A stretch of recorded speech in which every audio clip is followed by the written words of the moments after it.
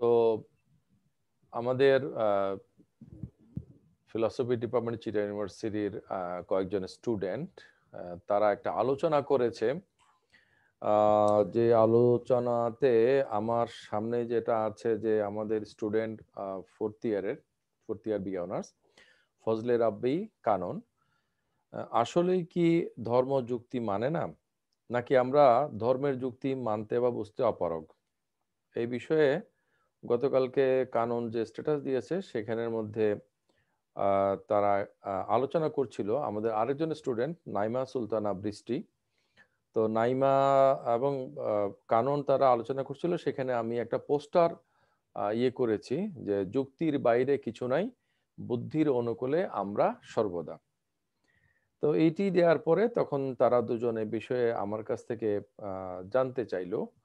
কানন লিখেছে, আমি পরকাল, কবর, বরজাকের দুনিয়া বিশ্বাস করি, কবর ও আখিরাত ইত্যাদি বিশ্বাস করি, কবরের আযাবে বিশ্বাস করি। ধরে নিলাম একজন মানুষ যে কর্ম করে মারা গেছে, তার জন্য শাস্তি স্বরূপ কবরে তাকে সাপের দংশন হচ্ছে, এটা আমি বিশ্বাস করি। এখন আমি তা প্রমাণ করার জন্য কবর করে দেখলাম কিছুই নাই, কিন্তু কর্ম অনুযায়ী তার এসব প্রাপ্য। এই বিষয়গুলো কিভাবে প্রমাণ করবেন যুক্তি দিয়ে? আমাকে ট্যাগ করে ও জিজ্ঞেস করছিল। এবং নাইমা সুলতানা বৃষ্টি তারাও সেও বলেছে আমিও ঠিক এটাই বলতে চেয়েছিলাম, ধর্মে এই বিষয়গুলোর যুক্তি কি হবে। তো তখন আমি বলেছিলাম যে এভাবে এখানে দু চারটা মন্তব্য বিনিময় না করে চলো আমরা এটা নিয়ে একটা কথা বলি। এবং আজকে হচ্ছে যে সেই কথার আয়োজন, এবং আমাদের এখানে তারা দুজনে উপস্থিত আছে। আমি শুরুতেই তোমাদেরকে ধন্যবাদ জানাই যে তোমরা প্রশ্নগুলো উত্থাপন করেছো এবং এ বিষয়ে আমরা একটা খোলামেলা আলোচনা করব, সেজন্য তোমরা এসছো। তোমাদেরকে স্বাগত জানাই।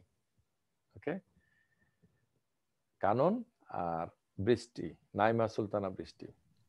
স্যার আপনাকেও ধন্যবাদ স্যার আমাদের উৎসাহ দেওয়ার জন্য, একটা প্ল্যাটফর্ম তৈরি করে দেওয়ার জন্য। আচ্ছা, নাইমা সুলতানা বৃষ্টি, তোমার কি এক নামে ডাকলে কি নাইমা না বৃষ্টি না সুলতানা? তুমি তো তিনটা স্যার নাইমা বলে ডাকেন। নাইমা, ওকে। তো তাহলে যদি তোমরা শুরু করো আর কি। হ্যাঁ, ইনিশিয়ালি তো আমি করলাম যে, নাকি আমি আমার উত্তরটা দিয়ে শুরু করব? স্যার আপনার উত্তরটা দিয়ে শুরু হোক। আচ্ছা, কবরের আযাবের যে কথাটা বলা, আমরা বিশ্বাস করি কবরের আযাব যে হয়, তো সেটা কি আমাদের এই ইহজগতের ঘটনা নাকি পরজগতের ঘটনা? আমাকে একটু বলতে হবে, আমরা একটু কনভারসেশন হিসেবে কথা বলবো আর কি। স্যার কবরের জগৎটা স্যার ইহ জগৎ পরজগতের মাঝখানে। ইহজগতের না? ইহ জগতেরও না পরজগতেরও না। পরজগৎ বলতে তুমি যেটা কিয়ামতের ময়দানে আমাদের ইসলাম ধর্মে বিশ্বাস অনুসারে মানুষকে মানে নতুন করে তৈরি করে বিচার করে বেহেশত এবং দোজখে দেয়া হবে, সেটা তো নয়। কিন্তু এটা তো ইহজগতের ঘটনা নয় নাকি? না কেউ স্যার, যখন মারা যায় তখন সে ইহজগতে তার ডেড বডিটা থাকে, কিন্তু সেই ব্যক্তিটা কি ইহজগতে থাকে ইসলাম ধর্ম বিশ্বাস অনুসারে? সরি স্যার বুঝি নাই যে কোনো ব্যক্তি যখন মারা যায় তখন তার ডেড বডিটা তো এই জগতেই থাকে এবং সেটা পচে যায় বা সংরক্ষণ করেও রাখা যায়, অথবা কোনো প্রাকৃতিক কারণে সেটা না পচে সংরক্ষিত মমিফাইড হয়ে থাকতে পারে। কিন্তু কেউ ব্যক্তি যখন মারা যায় ইসলাম ধর্ম বিশ্বাস অনুসারে সে কি এই জগতে কন্টিনিউ করে নাকি এই জগৎ থেকে সে মাইনাস হয়ে যায়? এই জগৎ থেকে সে মাইনাস হয়ে যায় অবশ্যই। জি স্যার, মাইনাস হয়ে যায়। তাহলে কেউ যখন এই জগৎকে ছেড়ে চলে যায় অন্য জগতে, সেই জগতে যদি একটা জীবন থাকে, সেটা বর্জকের জীবন হোক অথবা সেটা যেটি হোক না কেন, আলমে বর্জক যেটা বলা হয়, মৃত্যু পরবর্তী জীবন। তাহলে মৃত্যু পরবর্তী জীবনের ঘটনাগুলো কি জাগতিক ঘটনা নাকি মানে অতি জাগতিক ঘটনা? স্যার অতি জাগতিক ঘটনা। অতি জাগতিক ঘটনা। তাহলে অতি জাগতিক ঘটনার কি আমরা কি জাগতিক ভাবে সেগুলাকে অবজার্ভ করতে পারবো? না। না মনে স্যার। করো আমরা কথার কথা ধরে নিচ্ছি যে মাইন্ড এক্সিস্ট করে, বডি এক্সিস্ট করে। এখন বস্তুগত পর্যবেক্ষণ প্রক্রিয়া দিয়ে কি মনকে দেখা যায়, নাকি মনকে দেখতে হলে শুধু অন্তর্দর্শন বা মনের চোখে দেখা সেভাবেই দেখতে হবে? কোনটা? স্যার মনকে দেখতে হলে ব্যক্তি হিসেবে অন্তর্দর্শন। তো আমরা ফিল করি যে আমাদের একটা বডি আছে, এবং আমরা এটা ফিল করি যে ইন্ট্রোস্পেক্টিভলি আমাদের একটা মাইন্ড আছে। হ্যাঁ, এটা আর কি। আর যারা বস্তুবাদী তারা মনে করে যে আমরা যেটা মাইন্ড আছে মনে করি সেটাও আমাদের জন্য একটা বস্তু। হ্যাঁ, বস্তুবাদী কিছু সমস্যা আছে, সেটা নিয়ে আমি আজকে আলোচনা করব না। আমি আলোচনা করব স্যার যে বস্তুবাদীরা তো মনে করে মাইন্ড আর মানে মানে আত্মা বলি বা মাইন্ড বলি সবকিছু আসলে বস্তু, সবকিছু হ্যাঁ বস্তু। জি স্যার। সেজন্য সেজন্য মানে বস্তুবাদ হচ্ছে একটা মতবাদ বা একটা বিশ্বাস, একটা কিছুকে সঠিক মনে করা। বস্তুর মধ্যে কিন্তু সঠিক ভুল কোনো কিছু নাই। সঠিক ভুল হচ্ছে যে ব্যক্তির কাছে। ওকে, সুতরাং বস্তুবাদ একটা বিশ্বাস, এবং এই বস্তুবাদীরা মনে করে বিশ্বাস বলে আদতে ইন্ট্রিনজিক্যালি কোনো কিছু নাই। ওকে, তাহলে মানে তাহলে বস্তুবাদীরা বিশ্বাস করে যে বিশ্বাস বলে কোনো কিছু নাই, কারণ যেটা ইন্ট্রিনজিক্যালি নাই সেটা আদতেই নাই। তো সেজন্য যাই হোক, আমরা সেদিকে যাচ্ছি না। আমি বলতে চাচ্ছি মৃত্যু পরবর্তী ঘটনা হচ্ছে অতি জাগতিক ঘটনা, মানে এই জগৎকে অতিক্রম করে যাওয়া অন্য কোন একটা জগতের ঘটনা। নাইমা? জি স্যার। এখন তাহলে স্যার সেই ঘটনাকে কি স্যার যুক্তি দিয়ে প্রমাণ করা পসিবল? যুক্তির প্রসঙ্গটা পরে আসতেছি। আমরা তো ঘন্টাখানেক আলোচনা করব অন্তত পক্ষে। তাহলে মনে করো আমাদের বর্তমান যে আমাদের ফিজিক্যাল ডাইমেনশন, এই ফিজিক্যাল ডাইমেনশনের ব্যাপারে বাইরে আরেকটা ডাইমেনশন, সেটাও মনে করো ফিজিক্যাল, কিন্তু আমাদের ফিজিক্যাল ডাইমেনশনের বাইরে, আমাদের ডাইমেনশনের বাইরে অন্য ডাইমেনশনে কোন একটা ঘটনা ঘটছে। সেই ঘটনা কি আমি বর্তমান ডাইমেনশনে পাবো? না স্যার, পাবো না। নাকি মানে অন্য ডাইমেনশনের ঘটনা আমার ডাইমেনশনে না পাওয়াটা এটাকে যুক্তিসঙ্গত নাকি যুক্তি বিরোধী? নাইমা? স্যার কোয়েশ্চেনটা আবার বলেন। অন্য ডাইমেনশনের ঘটনা আমার বর্তমান ডাইমেনশন আমি পাচ্ছি না, পাওয়ার কথা না, এটা যে আমি মনে করি, এই মনে করাটা কি যুক্তিসঙ্গত নাকি যুক্তি বিরোধী? হ্যাঁ অবশ্যই যুক্তিসঙ্গত, এটাই তো যুক্তিসঙ্গত। হ্যাঁ নাইমা? স্যার যুক্তিসঙ্গত। আচ্ছা, আমি যদি মনে করি যে এই জিনিসটা ট্রান্সেন্ডেন্টাল, মানে অতিবর্তী, বাইরের, অন্য, মানে আমার অ্যাক্সেসের বাইরে, বিয়ন্ড মাই রিচ, কিন্তু আমি দাবি করছি যে এটা আমার মানে হাতের কাছে যা আছে, আমার সম্ভাব্য যা আছে এর মধ্যে আমাকে পাইতে হবে, এটা যদি আমি দাবি করি, এই দাবিটা কি যুক্তিসঙ্গত হবে নাকি অযৌক্তিক হবে? স্যার এটা যে হাতের বাইরে, এটা তো আমি বিশ্বাস করতেছি। মনে করো আমি প্রথমে ধরে নিলাম যে এটা হচ্ছে আমার হাতের বাইরে, এরপরে আমি দাবি করলাম যে হাতের বাইরে হলেও আমার হাতে আমি কেন এটা পাচ্ছি না, আমার পাওয়া উচিত, যেহেতু আমি হাতে পাচ্ছি না সুতরাং এটা নাই। এটা যদি আমি মনে করি, তাহলে কি আমি কি যুক্তিসঙ্গত কাজ করলাম নাকি যুক্তি বিরোধী কাজ করলাম? এক্ষেত্রে হলে যুক্তি বিরোধী স্যার। যুক্তি বিরোধী।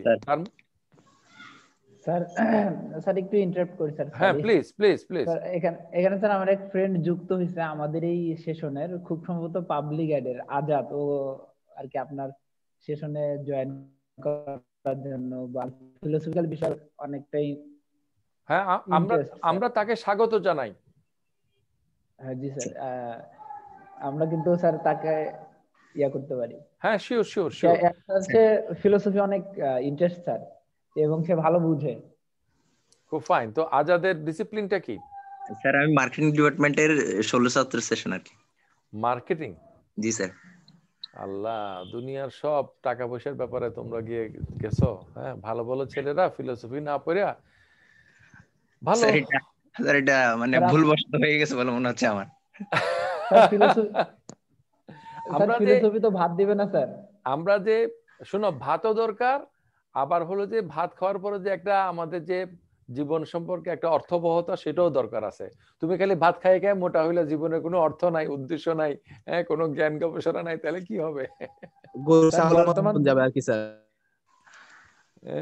স্যার বর্তমান গরু বাংলাদেশ ছাগলের মতো জীবন প্রেক্ষাপটে দেয়। স্যার আমাদের এই কথাগুলো স্যার ঠিক না স্যার?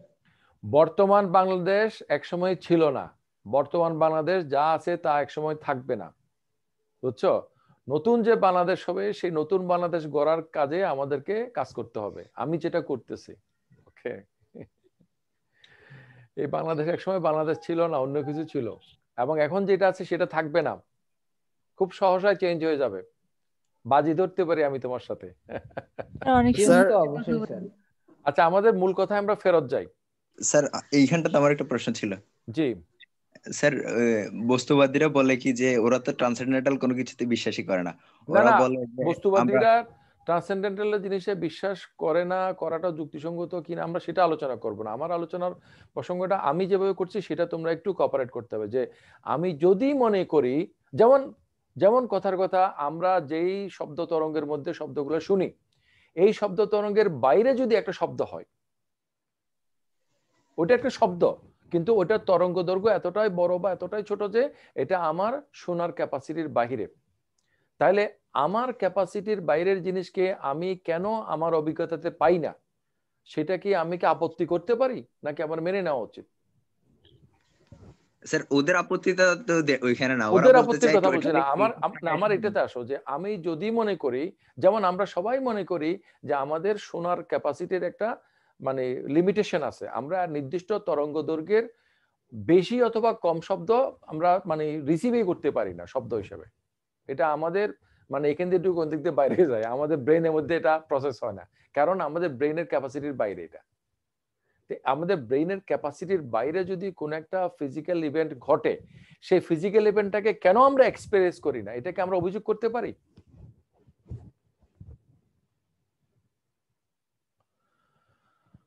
না স্যার পারি না।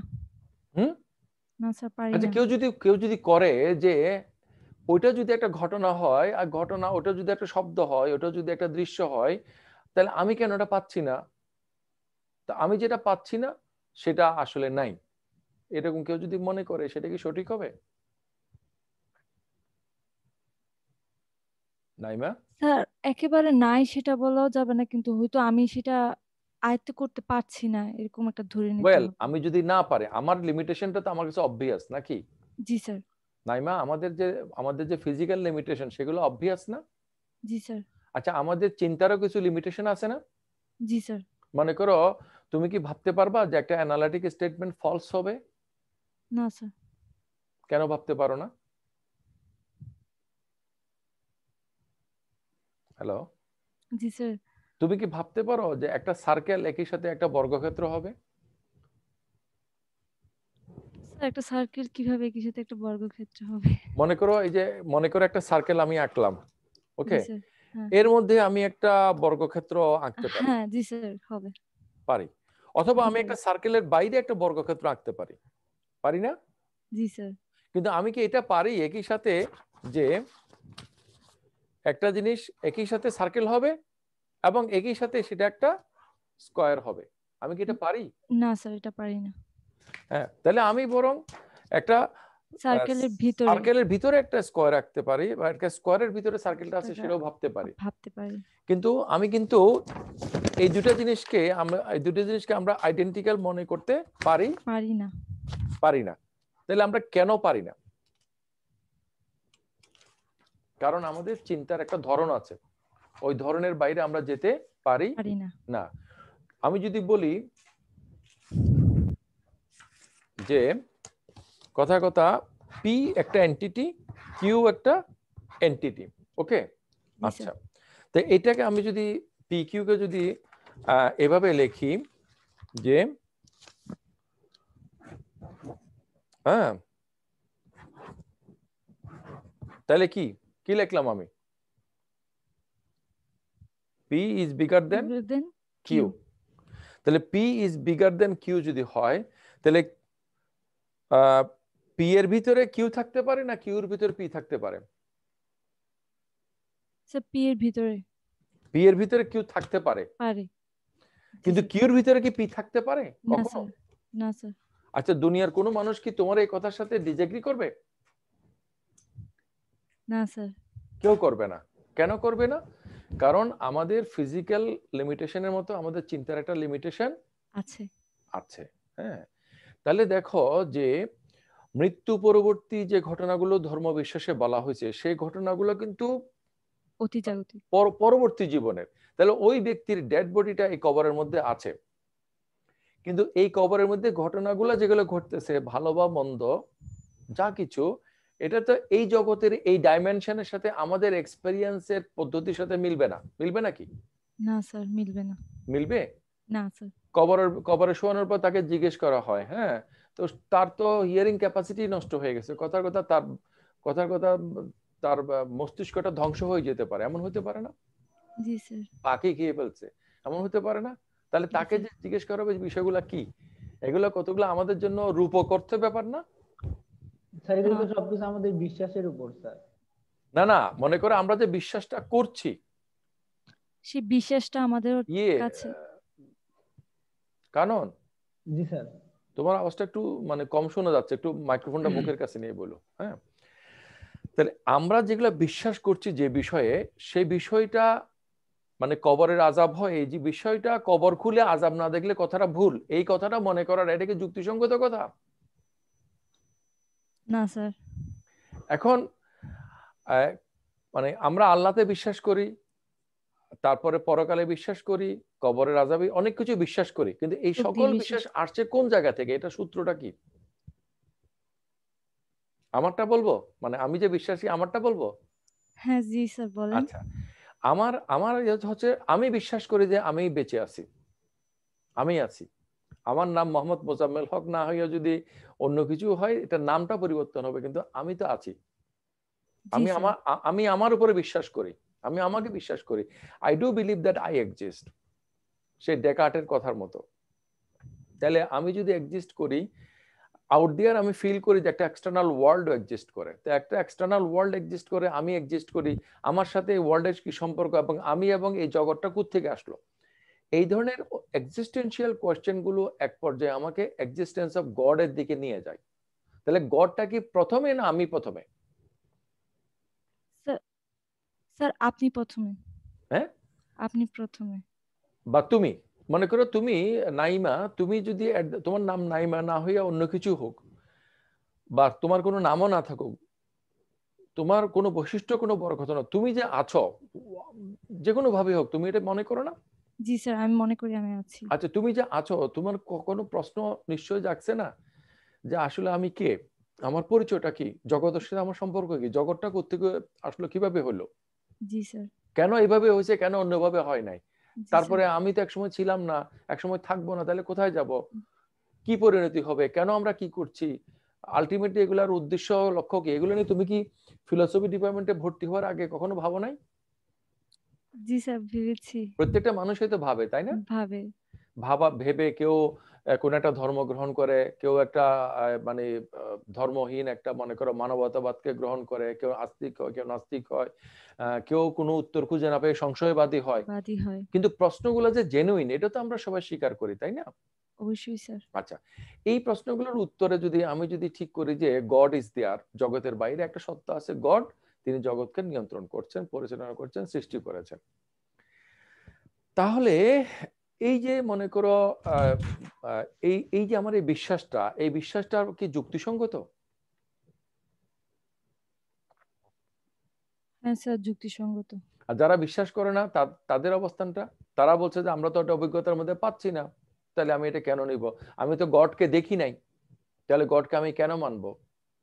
স্যার এক্ষেত্রে আমার মনে হচ্ছে ওদেরটা যৌক্তিক না, কারণ আমি তো অস্তিত্বশীল, এক্ষেত্রে আমি অস্তিত্বশীল, আমার জগৎটা অস্তিত্বশীল, তো আমি তো এমনি এমনি আসিনি পৃথিবীতে।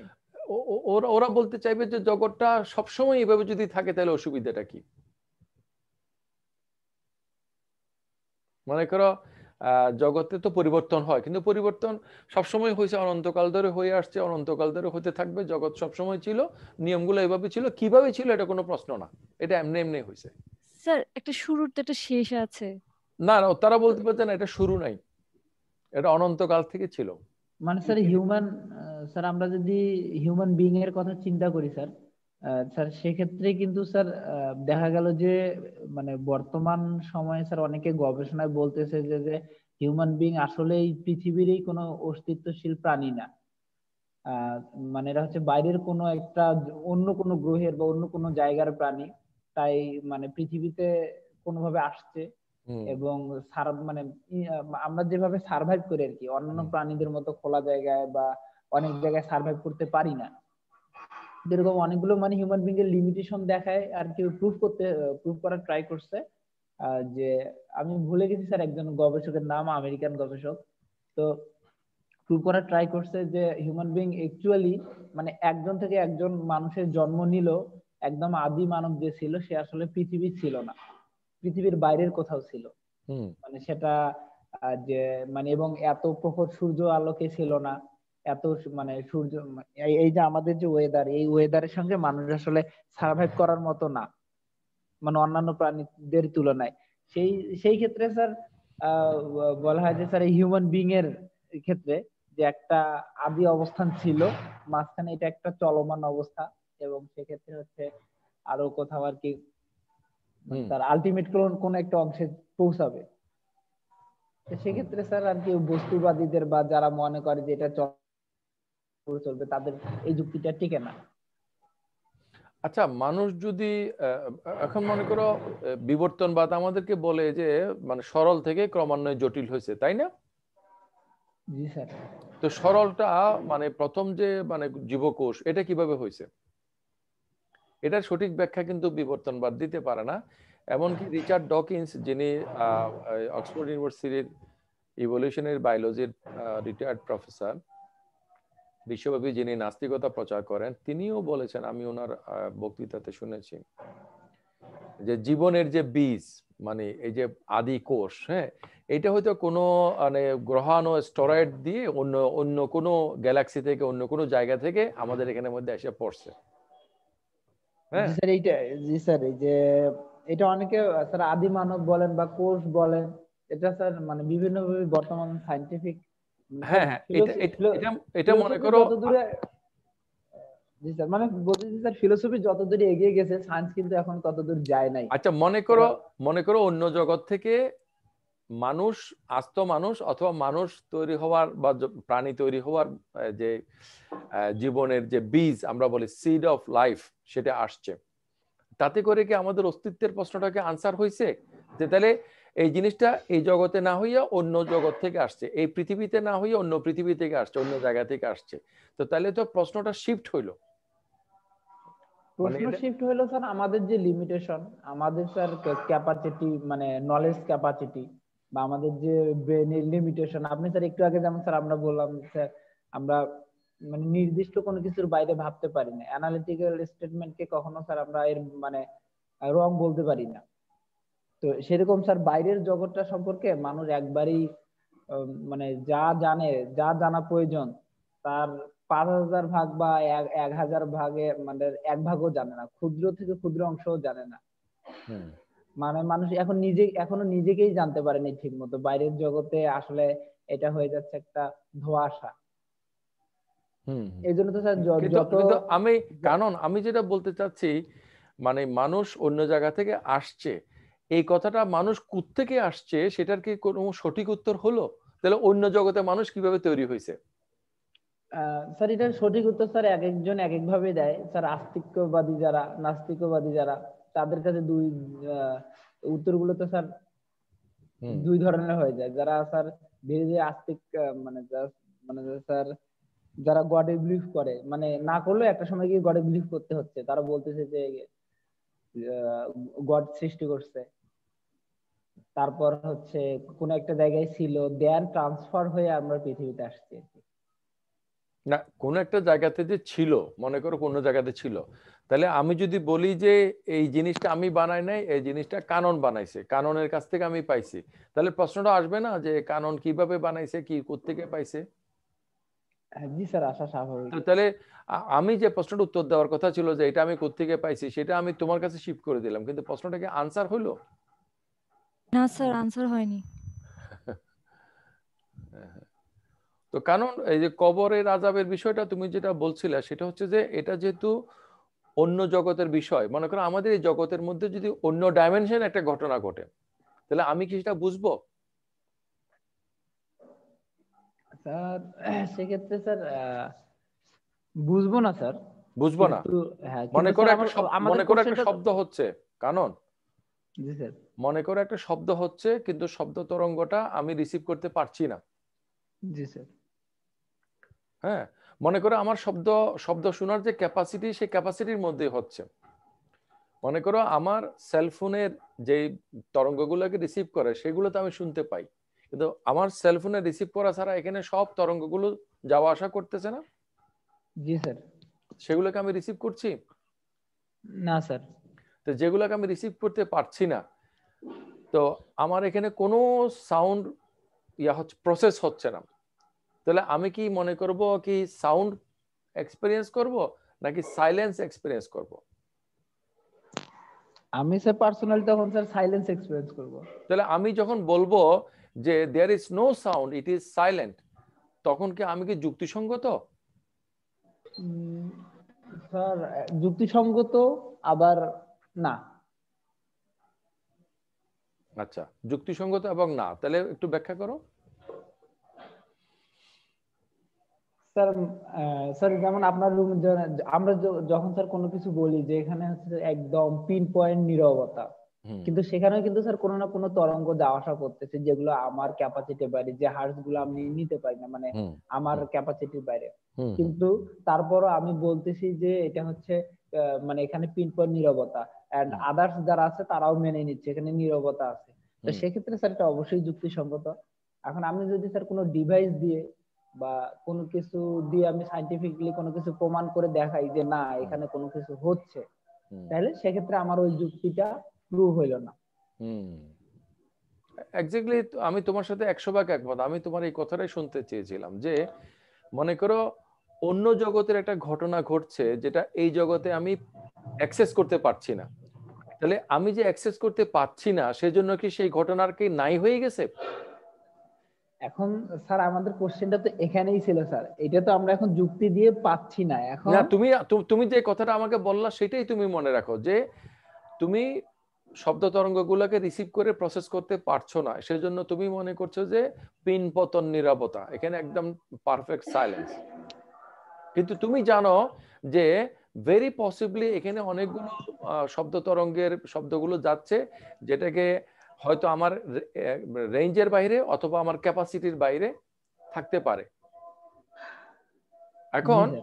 এখন অন্য জগতের ঘটনা তুমি যখন এই জগতের মানে পরীক্ষার মধ্যে পাচ্ছ না, তাতে যদি তুমি ধরে নাও যে ঘটনাগুলো ঘটছে না, ঘটতে পারে না, এই কথাটা কি যুক্তিসঙ্গত হবে? না স্যার, এটা যুক্তিসঙ্গত হবে না।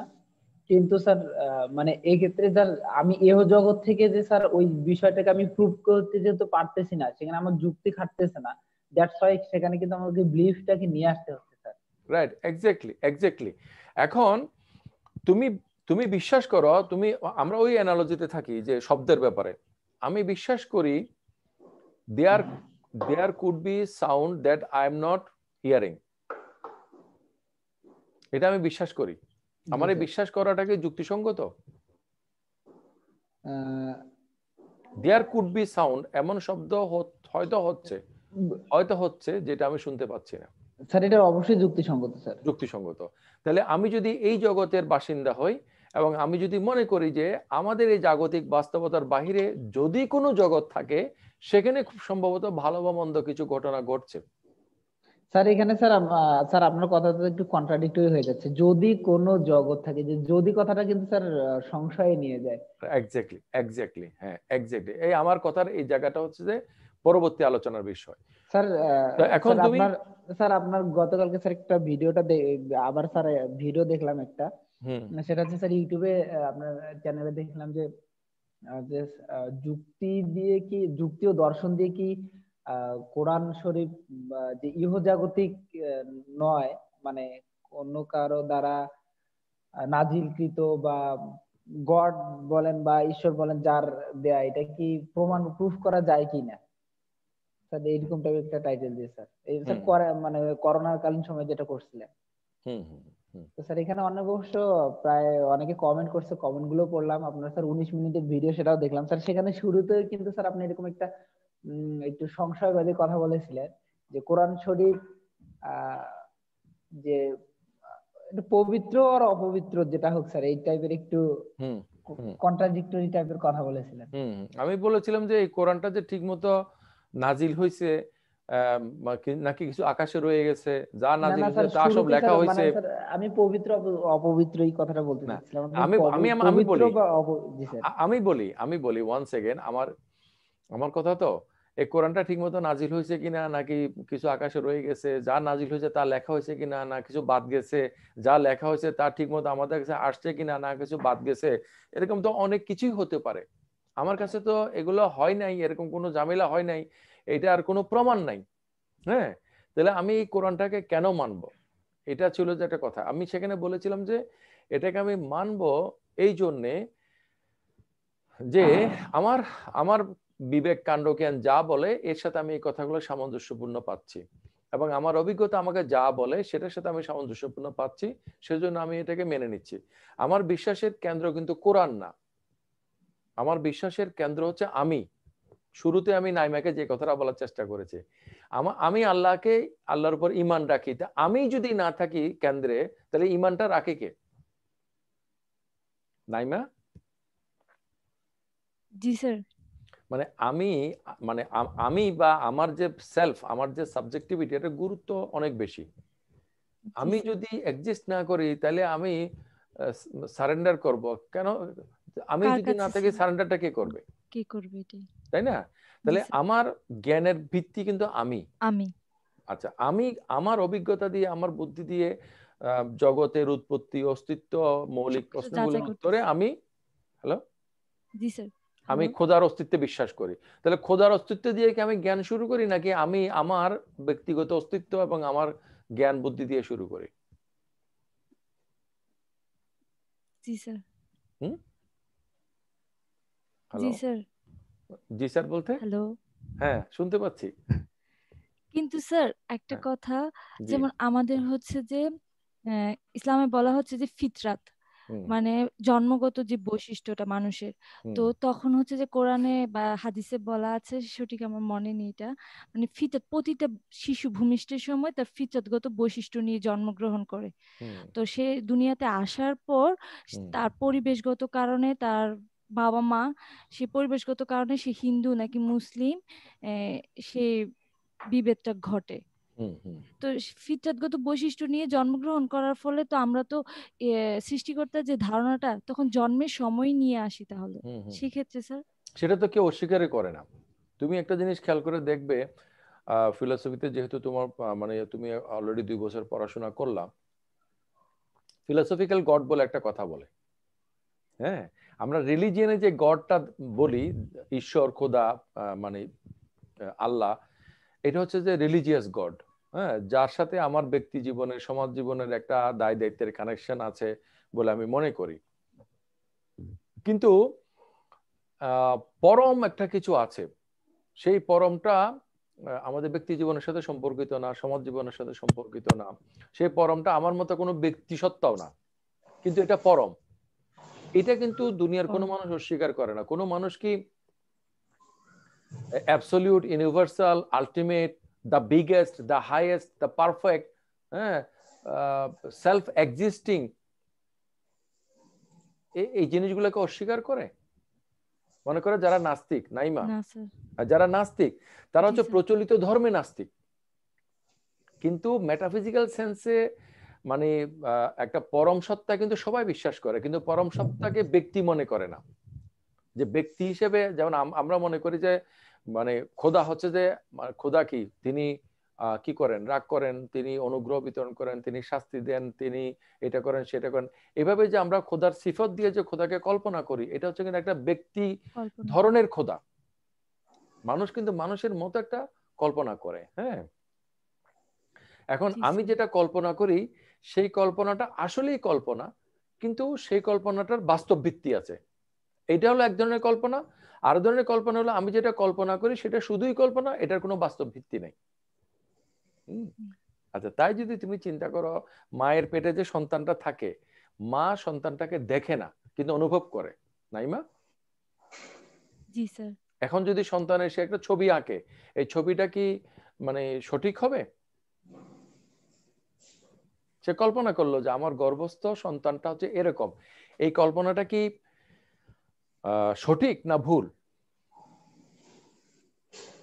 স্যার কল্পনাটা তো সঠিক, সে কল্পনা কল্পনাটা করেছে, কল্পনাই, কিন্তু কল্পনার একটা সঠিক ভিত্তি আছে। ভিত্তি আছে। এবং সে যদি একটা ছবি আঁকে, সে যদি একটা মা যদি তার বাচ্চাটার একটা ছবি আঁকে, বাচ্চাটা জন্মগ্রহণ করার আগে তার গর্ভ থাকাকালীন।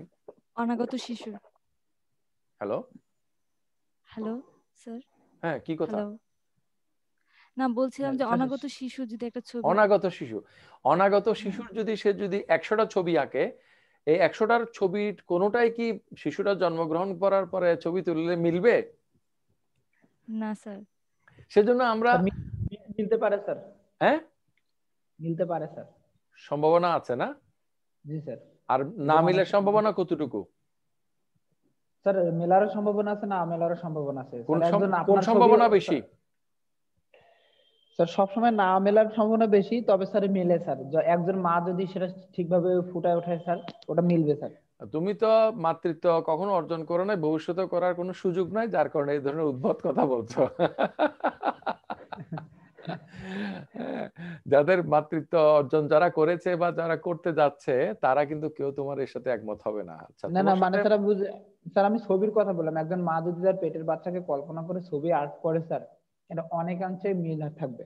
এটা কারণ হচ্ছে বাচ্চাদের ছবিগুলো প্রায় একই রকমের হয়, সেজন্য। তাহলে ধরে নেন স্যার ওইটাই। আমি যেটা বলতে চাচ্ছি যে আমরা খোদা সম্পর্কে কল্পনা করি, হ্যাঁ, কিন্তু সেই কল্পনা যেটা আমরা করি সেই কল্পনাটা কিন্তু পারফেক্ট না। এটা আমরা নিজেরাই মনে করি যে আউট দেয়ার কি আছে সেটা আসলে আমরা সঠিক জানি না। সেজন্য ইসলামের ধর্মের মধ্যে দুটো ভাগ করা হয়, যে খোদার স্বগত বৈশিষ্ট্য জাত, আর হলো সিফাত, যেভাবে আমরা তাকে পাই, জগতের সাথে ইন্টারাকশন করি। তাহলে খোদার আসল বৈশিষ্ট্য হলো তার জাতের মধ্যে, যে জাতটার সম্বন্ধে আমরা আসলে জানি না। কিন্তু খোদার সাথে যখন জগতের ইন্টারাকশন হয়, মানে আমরা যখন জগতের দৃষ্টিতে খোদাকে দেখি, তখন আমরা বিভিন্ন বৈশিষ্ট্য দেখি। তো হিন্দুরা করে কি, বা যারা প্রতিমা পূজা করে, তারা এই বৈশিষ্ট্যগুলোকে একটা মানবিক অবয়বের মধ্যে নিয়ে আসে। মানবিক না, যেমন গণেশের মূর্তির মধ্যে তো হাতির ইয়ে আছে, তাই না? তারা কিন্তু একটা প্রতিমার মধ্যে নিয়ে আসে। কিন্তু আমরা প্রতিমা না বানালেও আমরা কিন্তু এক ধরনের কল্পনা করি, করি না? জি স্যার। কিন্তু আমাদের এই কল্পনাগুলো কি মানে মানে বাস্তব? না, বাস্তব না। মানে কল্পনা আমরা যেরকম করি ঠিক সেরকম সে বিষয়টা আমাদের কাছে অস্পষ্ট, সেই হিসেবে এটা বাস্তব না। আবার আমরা যে ঈশ্বরকে কল্পনা করি, এটার কোনো বাস্তবসম্মত কারণ আছে? বিশ্বাস। আমরা যে বিশ্বাস করি, যারা করে না তারা কি করে সেটা আমরা একটু পরে আলোচনা করছি। যারা আমরা ঈশ্বরে বিশ্বাস করি, আমাদের ঈশ্বরে বিশ্বাস করার কোনো বাস্তবসম্মত কারণ আছে একজন বিশ্বাসের দৃষ্টিতে? স্যার আমার কাছে আছে স্যার, আমরা আজাদের কাছেও কি জানতে চাচ্ছি ওর আছে কিনা। তোমার কাছে কি আছে শুনি? মানে স্যার বাস্তবসম্মত কারণ স্যার, আমি যদি একটা কারণ বলি, বলো। একটা কারণ স্যার, আমি নিজেই স্যার, আমি যদি আমি নিজেকেই স্যার থিঙ্ক করি, আমি স্যার পেয়ে যাব। আর আমার থেকে একটা কারণ হচ্ছে আমি, আরেকটা কারণ হচ্ছে যে আরেকটা সবচেয়ে বড় কারণটা আমি, এরপরে কারণ হচ্ছে জগতের অস্তিত্ব, জগতের সাথে আমার সম্পর্ক, এবং আমার এই যে জ্ঞানের প্রতি তৃষ্ণা, আগ্রহ, জানতে চাই, হ্যাঁ, কিভাবে কি হলো ইত্যাদি। হ্যাঁ, আচ্ছা, যারা জানে না তাদের কথা আসো। ঈশ্বরে যারা বিশ্বাস করে না, ঈশ্বরে যারা বিশ্বাস করে না, তারা জগতের উৎপত্তি সম্বন্ধে কি ধারণা পোষণ করে? তুমি তো ফিলোসফির মানুষ, প্রকৃতিবাদ আছে না, ন্যাচারালিজম, নেচার স্যার, নেচার, তাই না? তাহলে নেচারটা জিনিসটা কি? নেচার স্যার মানে মানে বস্তুবাদের দৃষ্টিতে বস্তুটা হচ্ছে চূড়ান্ত, কি বলে, বস্তুটা হচ্ছে চিরন্তন, বস্তু হচ্ছে সার্বজনীন, বস্তু সবসময় ছিল, বস্তুর খালি রূপ পরিবর্তন হয়েছে, এনার্জি গুলা ছিল, এনার্জি গুলা চেঞ্জ হয়েছে। ওকে, আচ্ছা, এনার্জি, তাহলে জগতের উৎপত্তি হয়েছে দুইটা জিনিস নিয়ে নাস্তিকদের মতে। একটা জিনিস হচ্ছে যে এটার যতগুলো এনার্জি আছে সেগুলা এনার্জি এখন বাড়েও না কমেও না। আর 2 নম্বর হচ্ছে নিয়মগুলো, যে নিয়ম দ্বারা এনার্জি গুলা বস্তু গঠন করে, বস্তু ধ্বংস হয়, নতুন বস্তু গঠন হয়। তাহলে জগৎ পরিচালনার নিয়মগুলো জগতের শুরু থেকে ছিল, আর জগতের শক্তিগুলো বরাবরই ছিল। তাহলে শক্তিগুলো বরাবরই ছিল, নিয়মগুলো বরাবরই ছিল। ওকে, তাহলে এই বস্তু তৈরি করার যে শক্তি এবং নিয়ম, এগুলা কি মানে সৃষ্ট না চিরন্তন একজন নাস্তিকের দৃষ্টিতে? স্যার সৃষ্ট এন্ড চিরন্তন দুইটাই, কিন্তু নাস্তিকটা স্যার সৃষ্টটা কে সৃষ্টি করছে এটা স্বীকার করে না, ওটা সে দরকার নাই, করতে ওটা চায় সে না। বোধার করে না। কিন্তু আমি বলতে চাচ্ছি যে ঈশ্বরের যে বৈশিষ্ট্যগুলো, ঈশ্বর হচ্ছে চিরন্তন, তাহলে বস্তু হচ্ছে চিরন্তন। ঈশ্বরকে কেউ সৃষ্টি করে নাই, বস্তুকে কেউ সৃষ্টি করে নাই। হ্যাঁ, ঈশ্বরের হুকুম হচ্ছে চূড়ান্ত, প্রকৃতির নিয়ম হচ্ছে চূড়ান্ত। প্রকৃতির ঈশ্বরের নিয়মগুলো ঈশ্বর ছাড়া অন্য কেউ তৈরি করে নাই, প্রকৃতির নিয়মগুলো প্রকৃতি ছাড়া অন্য কেউ তৈরি করে নাই। এভাবে ঈশ্বরের বৈশিষ্ট্যগুলো তুমি যদি খুঁজে দেখো, সকল বৈশিষ্ট্য প্রকৃতির মধ্যে তারা আরোপ করে। তাহলে প্রকৃতিকেই তারা ঈশ্বর হিসেবে গ্রহণ করে, কিন্তু সেই ঈশ্বরকে পূজা অর্চনা মানে আরাধনা এগুলো করতে হয় না। সেই ঈশ্বর আমাদেরকে কোনো জবাবদিহিতার মধ্যে আনবে না, তাকে কোনো হিসাব দিতে হবে না, সে আমাদের ব্যক্তি জীবনের সাথে কোনো সম্পর্ক নাই। হ্যাঁ, এটা হলো তাদের পজিশন। এখন আমি বলতে চাচ্ছি যে নাইমাকে এই কথাটাই, যে সবাই আসলে ঈশ্বরে বিশ্বাস করে, কেউ ব্যক্তিগত ঈশ্বরে বিশ্বাস করে, কেউ দার্শনিক ঈশ্বরে বিশ্বাস করে। হ্যাঁ, এখন কেউ যদি নেচারকে ঈশ্বর হিসেবে গ্রহণ করে, স্যার এই জন্য তো আমি বলতে চাই স্যার, ঈশ্বরের বিশ্বাসের দিক থেকে কেউ পৃথিবীতে কেউ নাস্তিক নাই। এক্স্যাক্টলি, কিন্তু যারা নিজেদেরকে নাস্তিক বলে তারা হচ্ছে প্রচলিত ধর্মে নাস্তিক। মানে আমাদের যেগুলো অর্গানাইজড রিলিজিয়ন বলে একটা কথা তারা বলে, অর্গানাইজড রিলিজিয়ন, এই অর্গানাইজড রিলিজিয়নে যারা বিশ্বাস করে না তারা নিজেদেরকে নাস্তিক পরিচয় দেয়। হ্যাঁ, কিন্তু জগৎটা কিভাবে হইছে স্যার তারা পরিচয় না দিলে আমরা চাপাই দেই তারা নাস্তিক। না, তারা নিজেরাই বলে যে তারা নিজেরাই বলে যে নাস্তিক মানে হচ্ছে যে বিশ্বাসী নয়, তোমারটাতে সে বিশ্বাসী নয়, সেজন্য অবিশ্বাসী। ওকে, আর নাইমা, জি স্যার। তো স্যার আমার একটা কোয়েশ্চেন ছিল, তো তারা যে বিশ্বাস করে মানে প্রকৃতির জগৎটাকে তারা ঈশ্বর হিসেবে বিশ্বাস করে, তো তাদের তো জবাবদিহি, আপনি বললেন যে তাদের আমাদের যেরকম ঈশ্বরের মানে সৃষ্টিকর্তার কাছে জবাবদিহি করতে হয়, তারা তাদের তারা হচ্ছে যে জবাবদিহি করতে হয় না। হ্যাঁ, করতে হয় না। তা আমরা মনে করি যে আমাদেরকে ইবাদত করতে হবে, পূজা করতে হবে, অর্চনা করতে হবে, আরাধনা করতে হবে, স্যার আমরা উপাসনা কিন্তু এটা করতে শুধু হবে। মনে করি না স্যার, এটা কিন্তু আমরা বিশ্বাস করি। আবার না বিশ্বাসও না, এটা আমরা এবং হাতে কলমে প্র্যাকটিক্যালি শিক্ষাও পেয়েছি স্যার, করতেই হবে। আচ্ছা, তারা তো সেটা করে না, মানে হ্যাঁ, যারা নাস্তিক তারা তো এটা করে না, এগুলো করে না, করে কি? না স্যার করে না। করে না, এই তো জন্য তো তারা নাস্তিক, তাই না? জি স্যার নাস্তিক। হুম, কিন্তু হ্যাঁ স্যার বল। হ্যাঁ বলো, তোমার কথাটা বল শুনি। স্যার যেহেতু তার করে না, তো তাদেরকে যারা মানে সে তো বিশ্বাস করে যে সে সৃষ্টি হয়েছে কোনো না কোনো ভাবে, প্রাকৃতিক নিয়মে নাস্তিক হয়েছে, প্রাকৃতিক প্রাকৃতিক নিয়মে হয়েছে, প্রাকৃতিক নিয়মে সে মাটির সাথে মিশে যাবে, শেষ।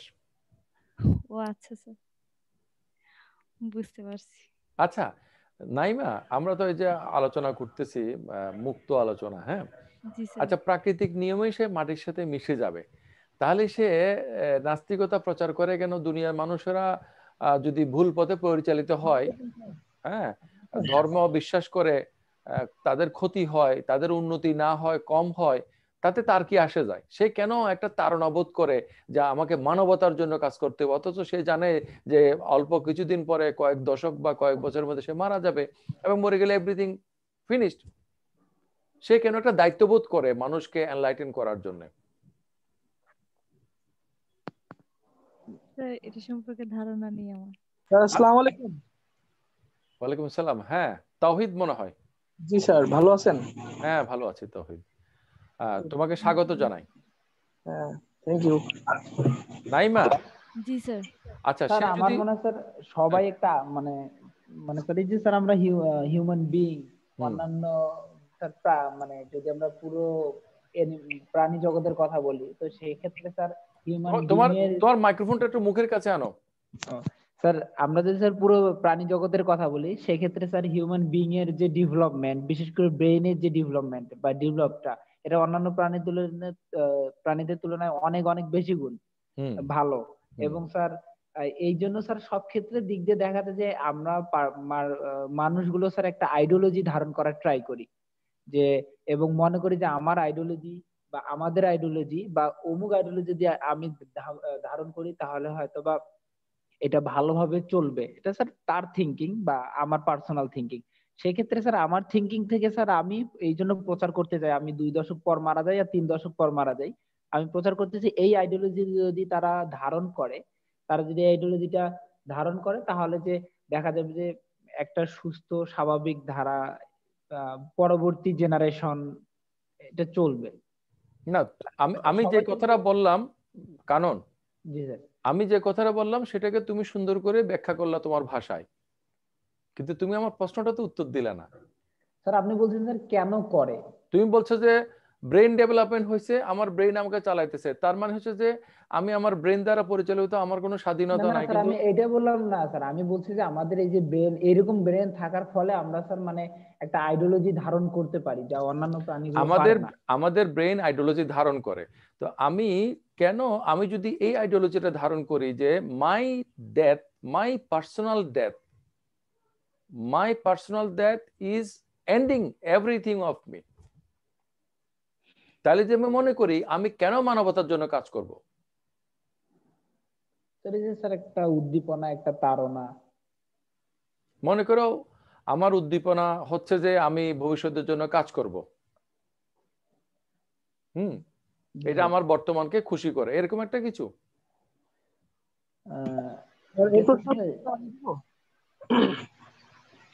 হ্যালো স্যার এই প্রশ্নের উত্তরটা কি আমি দিব? হ্যাঁ হ্যাঁ বলো প্লিজ প্লিজ। আচ্ছা, বিষয় হচ্ছে যে আমরা ভালো কাজ কেন করব, মানে যেহেতু আমরা পার্মানেন্ট না এবং আমরা মারাই যাব, এটাই তো ব্যাপার।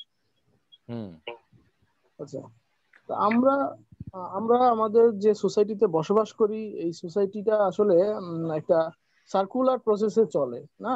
মানে আমি যদি একটা ভালো কাজ করি, তার মাধ্যমে আরেকজন করলো, এভাবে একদিন হবে কি যে আমি যদি যে ভালো কাজটা করতেছি এটা আবার আমার কাছে ফিরে আসবে। এটা নিউটনের তৃতীয় সূত্রের মতো বলতেছি না, কিন্তু বিষয় হচ্ছে যে এইটাই ঘটে। সমাজে যদি একটা ভালো কাজ জারি থাকে, তার প্রভাবটা আমার আপনার সকলের উপরেই পড়ে।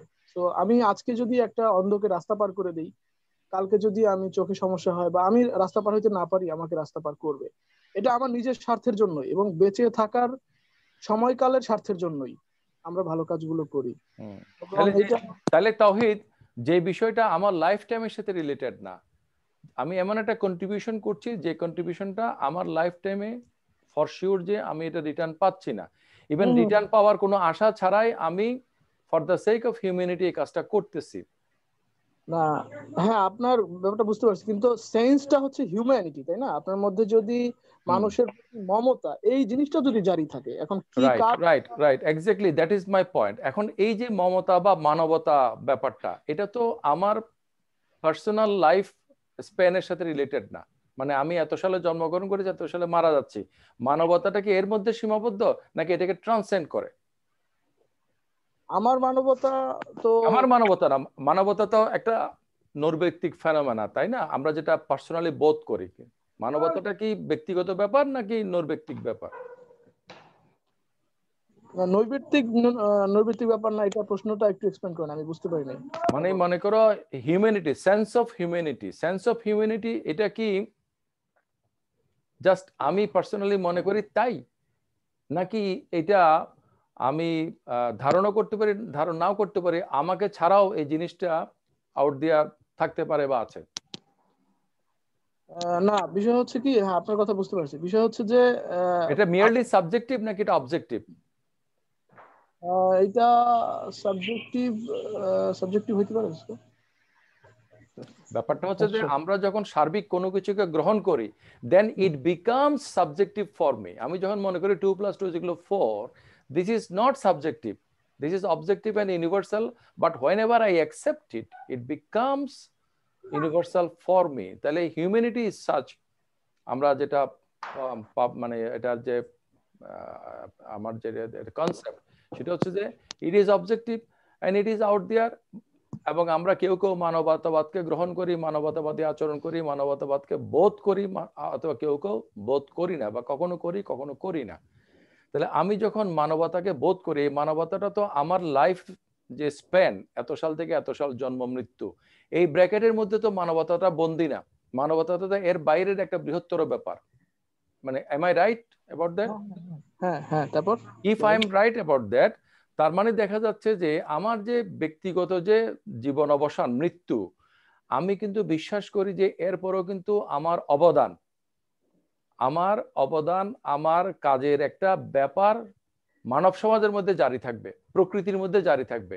I do believe that if I accept humanity as an ideology, it presupposes that I don't believe that my personal death is just end of all things for me.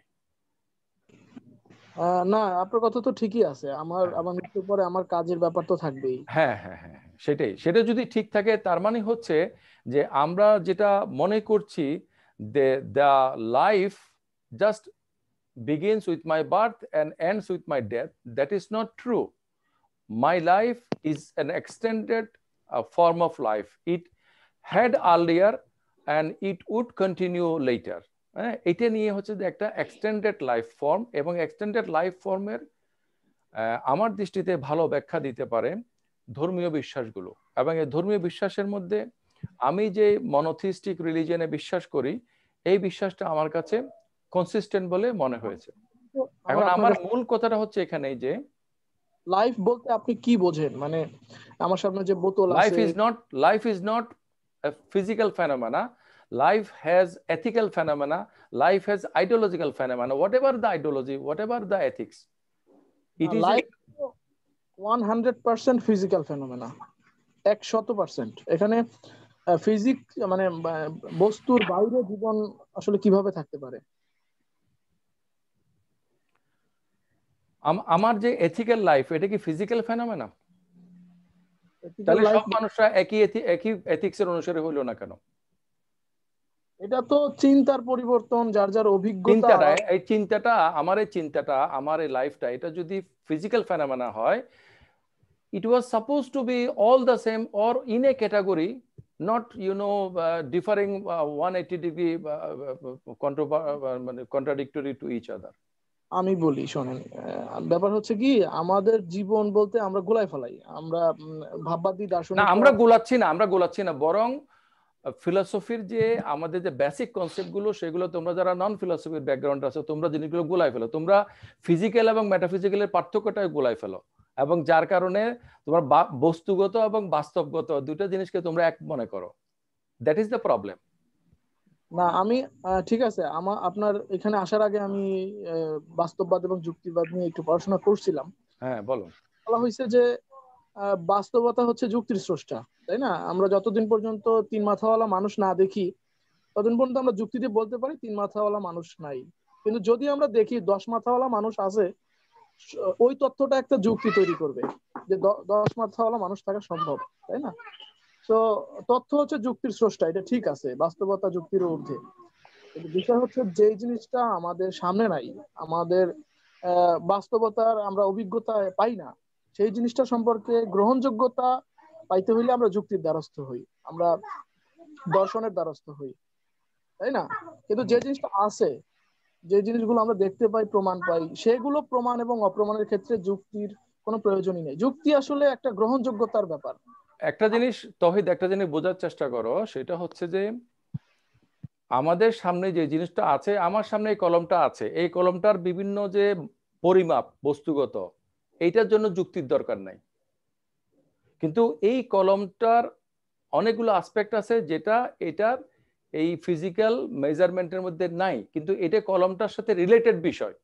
Suppose এটার এথিক্যাল বিষয়, suppose এটার metaphysical বিষয়, তখন এই কলমটার ব্যাপারে কিন্তু আমাদেরকে যুক্তিতে যাইতে হবে, এবং যুক্তি যেখানে এক্সস্ট হয় সেখানে আমাদেরকে কোন একটা যুক্তিকে বেছে নিয়ে একটা বিলিফ সিস্টেমে এন্ড আপ করতে হবে। This is the relation between science, philosophy and religion. তিন ডোমেইনের কাজ, কিন্তু তিনটা ডোমেইন মানে একটা একটাকে নাকচ করে না, বরং একটা একটাকে অ্যাডজাস্ট করে। যেখানে ফিজিক্যাল মেজারমেন্টের রিকোয়ারমেন্ট শেষ হয়ে যায়, সেখানে আর্গুমেন্টের প্লেগ্রাউন্ডটা তৈরি হয়।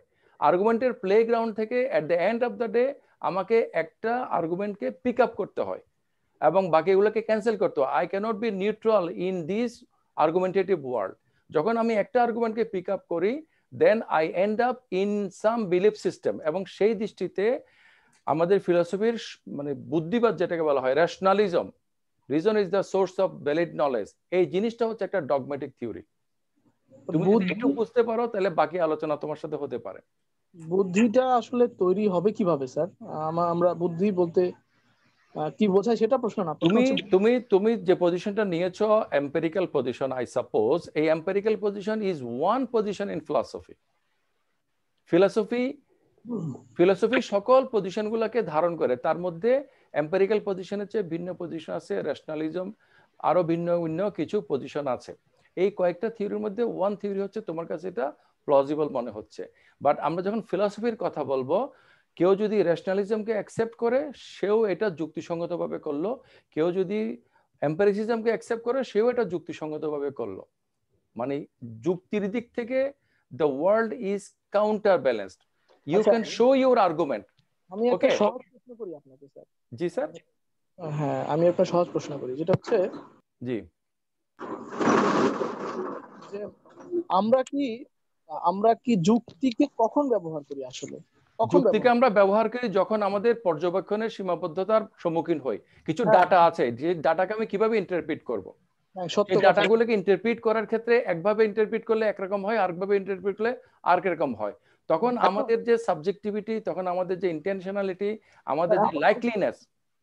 পাইছি আমি অ্যানসার। আচ্ছা, তো এখন আমার প্রশ্ন হচ্ছে যুক্তিকে আমরা কখন ব্যবহার করি? যখন আমাদের কাছে প্রমাণের অভাব থাকে। আমাদের কাছে প্রমাণ শব্দটা তো আমি খুব অপছন্দ করতেছি, আমি বলছি পর্যবেক্ষণ। আচ্ছা ঠিক আছে, পর্যবেক্ষণ একই ব্যাপার না? একই ব্যাপার না, প্রমাণ জিনিসটা ফিলসফিতে নাই। হ্যাঁ ওকে ঠিক আছে, মনে করো এটা একটা কলাম, এটা প্রমাণ, কিন্তু আমাদের দৃষ্টিতে এটা হচ্ছে একটা যুক্তি। কিভাবে যুক্তি? যে আমি এটা দেখতে পাচ্ছি, আমার ভিজুয়াল দিয়ে আমি এটা হাতে ধরতে পারছি, মানে আমার এক্সপেরিয়েন্সটাকে আমাকে কনফার্ম করে যে এটা হচ্ছে যে very likely to be a pen, then I accept that this is a pen. This is an argumentative process, epistemological process that we go through all the time in all the matters. Sir একটা সমস্যা হচ্ছে কি, যে ফিলোসফিতে আছে অথবা ফিলোসফিতে নেই এই কথা বলে কিন্তু আসলে কোনো কথার গ্রহণযোগ্যতা হয় না। আচ্ছা যাই হোক, আমার প্রশ্ন হচ্ছে যে যুক্তি আমরা তখন ব্যবহার করি যখন কোনো জিনিস সম্পর্কে যথেষ্ট পর্যবেক্ষণ আমাদের থাকে না, আপনার কথা অনুসারে। তো সেই ক্ষেত্রেই আমরা যদি ঈশ্বর বলেন বা যে কোনো ধরনের ফিলোসফিতে মাস্ট ডিসকাস একটা টপিক হচ্ছে গড বা রিলিজিয়ন। আপনি একটু না, গডের পরে আসো, তুমি তোমার ফিলোসফি বোঝার ক্ষেত্রে ঘাটতি আছে, তোমার সাথে গডের আলোচনাটা প্যাচ লেগে যাবে। এই যে গ্লাসটা আমি এভাবে ধরছি, এই গ্লাসটা ধরাটা হচ্ছে ফিজিক্স, বোঝার চেষ্টা করো। এই গ্লাসটা ধরাটা হচ্ছে ফিজিক্স, গ্লাসটা যে আমি এভাবে ধরছি এটা হচ্ছে যে আমার এথিক্স। আমি গ্লাসটা যদি ভিতরে হাত দিয়ে ধরতাম, সেটাও ফিজিক্যালি ফিজিক্সের দৃষ্টিতে কোনো সমস্যার ব্যাপার না। পানিটা যদি আমি মানে খাওয়ার সময় যদি গ্লাসের মধ্যে না খেয়ে যদি হাতের তালুতে খাই, সেটাও ফিজিক্সের জন্য কোনো সমস্যার ব্যাপার না। কিন্তু এটা এথিক্সের জন্য সমস্যার ব্যাপার, এটা ডিসেন্সির সমস্যার ব্যাপার, এটা ফিলসফির ব্যাপার। হ্যাঁ, কিন্তু এথিক্স গুলো আসলে নির্ধারণ করবে কে? মানে এথিক্সটা কে নির্ধারণ? দ্যাট ইজ দ্য ওয়ে, এথিক্সটা কে নির্ধারণ করে? এথিক্সটা নির্ধারণ ক্ষেত্রে একটা অপিনিয়ন হচ্ছে যে আমাদের যে ভেরি যে সাবজেক্টিভিটি সেটা নির্ধারণ করে। ভেরি সাবজেক্টিভিটিটা কোথায় আছে? সাবজেক্ট আমি কোথায় আছি? কেউ বলতে পারে যে আপনি আপনার বডির মধ্যে আছেন, কেউ বলতে পারে যে আমার বডিতে চেঞ্জ হচ্ছে, তাহলে আমি তো চেঞ্জ ফিল করছি না। এরকম কমপ্লিকেটেড আলোচনা আছে ফিলসফি অফ মাইন্ডে। হ্যাঁ, সেগুলো অল ফিলসফিক্যাল। এগুলো কোনো একটা পজিশন তুমি নিয়ে বলতে পারবে না দিস ইজ প্রমাণ, দিস ইজ যুক্তি, এবং বাকিগুলো বাতিল।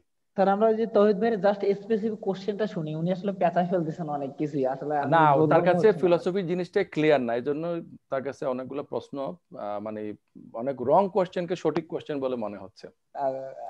তৌহিদ ভাই আপনি যদি মানে ডেসক্রিপশন না দিয়ে জাস্ট হচ্ছে আপনার কোশ্চেনটা করতেন। বিষয় হচ্ছে কি যে আমরা কোনো জিনিস যেটা আমরা প্রমাণের দ্বারা অস্তিত্বশীল হিসেবে দাবি করতে পারি না, সেগুলোর সাপেক্ষে মানে সেগুলোর পক্ষে আমরা যুক্তি কিভাবে নিরূপণ করব এবং সেগুলোর গ্রহণযোগ্যতা কিভাবে বাড়াবো। আসলে স্যারের প্রথম কথাগুলো শুনেননি তো, মানে আপনি একটু দেরিতে জয়েন করছেন, এগুলা এই উত্তরটা হয়ে গেছে স্যার, এম আই রাইট?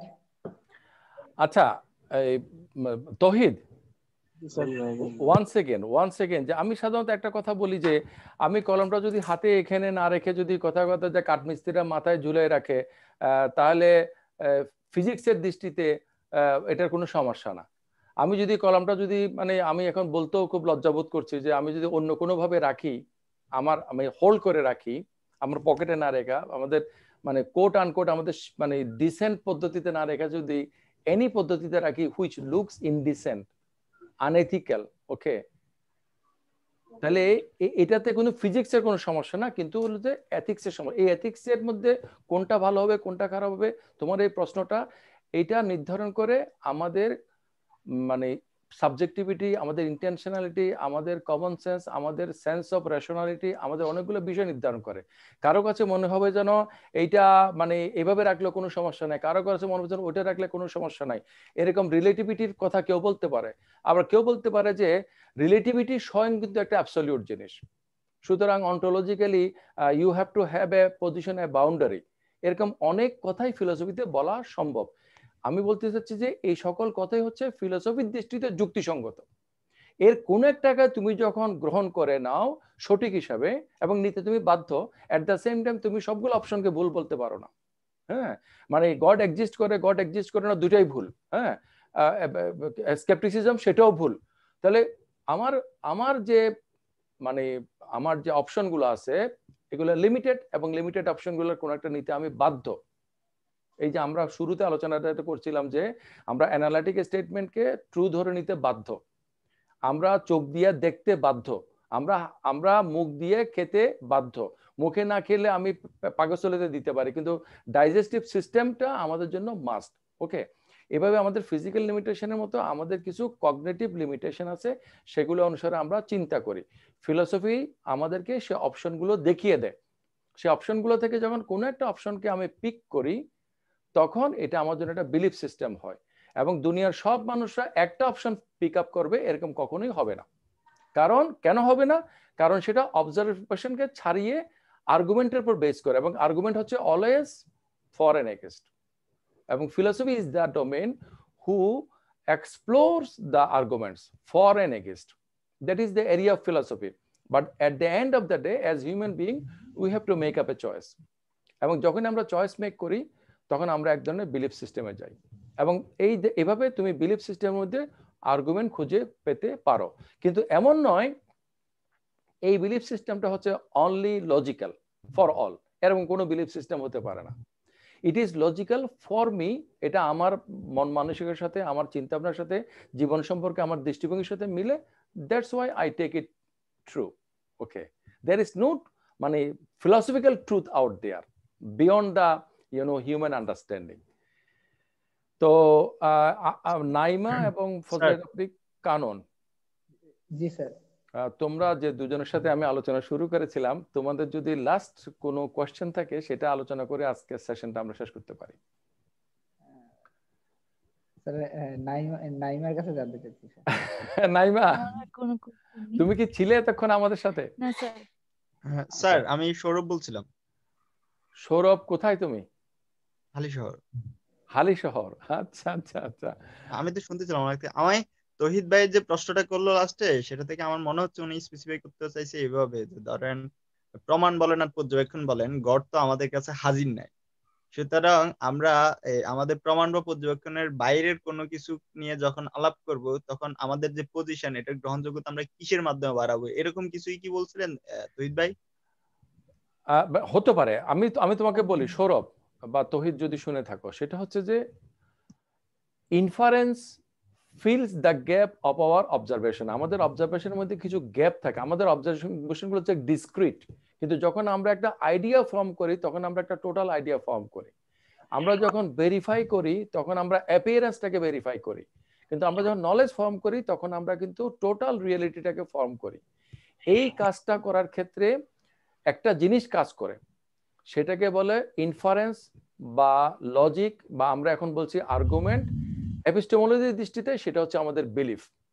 সুতরাং এপিস্টেমোলজিক্যাল বিলিফ এবং রিলিজিয়াস বা ডগমেটিক বিলিফ বা সায়েন্টিফিক বিলিফ এগুলো আলাদা জিনিস। ওকে, তো আমরা ওই সৌরভ মানে ভাইয়া কি বলতে চেয়েছিলেন? জি, হ্যালো, উনি চলে গেছে নাকি? উনি আমার প্রশ্নের উত্তর দিতে চাইছিল সম্ভবত। কে? সৌরভ যে বলেছে সে তো বোধহয় আছে, শুনছে। সৌরভ ভাইয়া, হ্যাঁ। সৌরভ,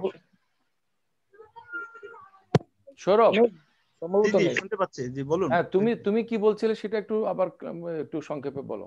না, আমি বলছিলাম যে তহিদ ভাইয়ের প্রশ্ন কি এটা ছিল যে আমরা যখন কোনো কিছু আমাদের সাথে সামনে থাকে না পর্যবেক্ষণ বা প্রমাণের জন্য, হ্যাঁ, তো সেটা নিয়ে যখন আমরা কোনো পজিশনে যাই সেটার ক্ষেত্রে আমরা গ্রহণযোগ্যতা, আমাদের পজিশনের গ্রহণযোগ্যতা কিভাবে বাড়াই, তাই তো?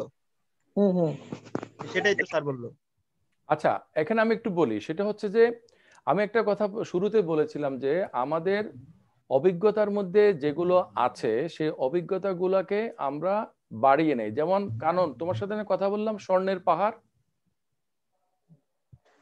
হ্যালো, হ্যালো, জি স্যার, শুনতে পাচ্ছি, বলেন। হ্যাঁ, স্বর্ণের পাহাড়।